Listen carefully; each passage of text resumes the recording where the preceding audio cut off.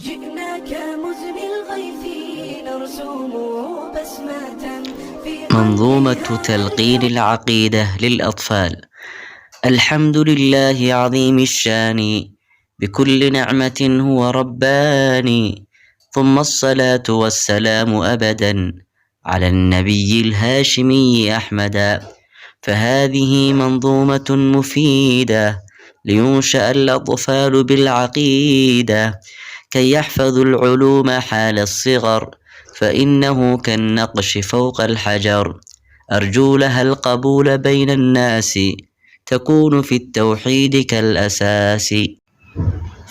فمصدر العقيدة الصحيحة الآي والرسول، خذ نصيحة بفهم أصحاب القرون الأولى، من حاد عن أقوالهم مخذولا.